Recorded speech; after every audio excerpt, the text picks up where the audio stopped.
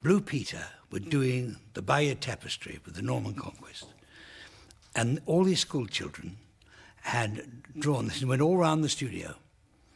And Biddy Baxter, who was then head of children's television, had this idea that Arthur Lowe and John LeMessurier, dressed in their Home Guard uniforms, would come in and go round and comment on it. And it's nothing, David and I wrote a script for them, but because it was for children's, sort of big Blue Peter charity. So we gave them the script and that was it. Well, we didn't go in, we had nothing to do with us. And Biddy Baxter phoned me up and I was in the bath, in the shower, and she, "Oh, Jimmy, I'm having an awful lot of trouble down here. Would you come at once?" I said, "I can't be there for an hour." But I didn't live too far away from the White City. Anyhow, I finally got there, and there was Arthur saying, "Oh, this won't do at all, you know. We can't have this." And John LeMessurier saying, "Yes, I don't." I said, "What's the matter?" He said, and Arthur said, "Well, we don't like the script. It's not right." I said, "I see. So you don't want to do it?" He said, "Well," and Biddy Baxter said, "Well, I'm sure we can come to some arrangement." I said, "I tell you what, wait a minute." And I went and got some paper and a pencil, a biro, and said, "All right, I'm going to have a cup of coffee in the canteen, then I'm going back home." I said, "You rewrite it." And there was a pause, and Arthur said, "Well, if you're going to be difficult, perhaps we'd better get on with it." First, though, Johnny and Leslie are taking a look at a rather unusual painting. Yes, it's about 4 metres long and about 1 metre wide, and it's been painted by Class 4D of Moorlands County Primary School near Reading. It took them 10 days jolly hard work as well, because they didn't only paint during their lesson time, but also during their dinner breaks and all their spare time as well.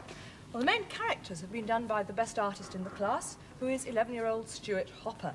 And I think if you take a close look at those characters, you might find that they're rather familiar. Well, they're all members of Dad's army team, and the whole painting, in fact, consists of Class 4D having a Christmas party with Captain Mannering there and his men. But I think the situation's getting a little out of control. Well, there's 2 little boys here on the left. One is chucking a red jelly across the room, and the other one looks like he's got a red jelly in the face. I think Captain Mannering is looking very serious about the whole thing, but Sergeant Wilson here and Private Pike, I think they're more interested in the Christmas presents around the Christmas tree. But then comes the surprise, because this is Mrs. Mannering. Now, nobody's ever seen Mrs. Mannering on television before. Captain Mannering has mentioned her, but nobody actually knew what she looked like. Well, this is what Class 4D and Stuart thought that Mrs. Mannering looked like. And she does look a bit alarmed about all these flying red jellies. She does indeed. A bit further along, someone else who's alarmed. There's Godfrey hiding under the table, looking very abashed. Private Fraser standing well back behind it. A jelly just about to hit, or perhaps just miss Corporal Jones there. This one's already missed him, but it's definitely going to hit Private Walker, who's so busy filling up his glass with his beer there, he hasn't noticed it coming. Well, I think Class 4D and Stuart Hopper deserve many congratulations. In fact, we thought this painting was so good, we decided to ask 2 members of Dad's army team to come along and inspect it. And here they are, Captain Mannering and Sergeant Wilson. Now, this raises a very interesting point, Wilson. Yes, sir. Something we've never considered before. The use of jelly as a weapon in house-clearing operations. Oh, yes, that's an awfully good idea, sir. Yes. It has its problems, though. Very difficult stuff to carry about. Oh, yes, I agree, sir. It wobbles.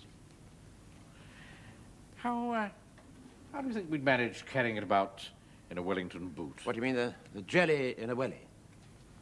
The reason I mention it, Wilson, is that I happen to know an Irishman who has a spare Wellington boot. His name's Kelly. Oh, I see. You mean we can carry the jelly in Kelly's welly?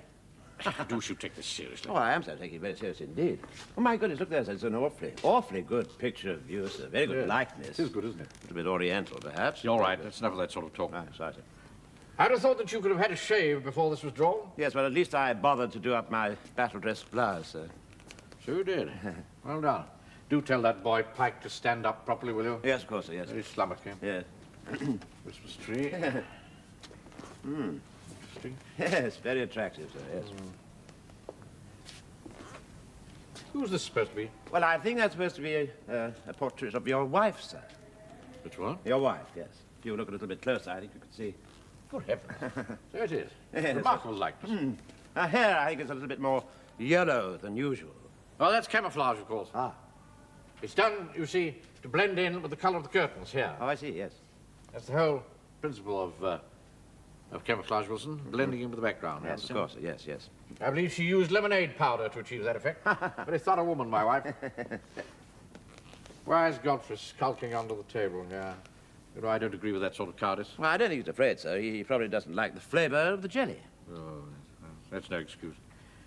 Not very keen on red jelly myself. Personally, I prefer green. Well, if there's one thing I really cannot stand, sir, it's green jelly. You know, sometimes you're very difficult to get on with. What's the matter with green jelly? Nothing in the world nicer than green jelly. Unless it happens to be yellow jelly. Or better still, a large plateful of green and yellow jelly mixed, a lot of cream on top. Well, my favourite is Italian jelly. It's what? Vermicelli jelly. That's typical, isn't it? Hmm?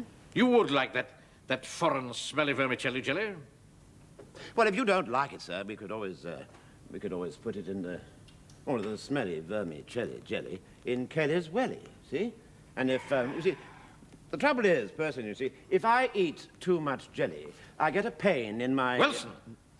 Now, look here, I came in good faith to discuss this freeze. Seriously. Now, please take it seriously. I don't know all this rubbish about, about jellies and wellies. Hello. Nice to see you. It's a very good painting, though, isn't it? Yes, sir. Marvellous painting. Really, very good indeed. Yeah. Lovely of your wife, I thought, sir. Yeah. I think Class 4D will be very pleased with your comments. Thank you Well, very I think much they should be congratulated, Yes, particularly so do I. Stuart for his portraits. Very good indeed. Very good. I think there's no doubt that Dad's Army must be one of television's most favourite programmes, and one of the scenes I've enjoyed most was when Captain Mannering and his men were given a challenge by Captain Square and the Eastgate platoon, an initiative test to see who could win a race. Now, Captain Square was confident who the winners would be because his men were far more resourceful and better led.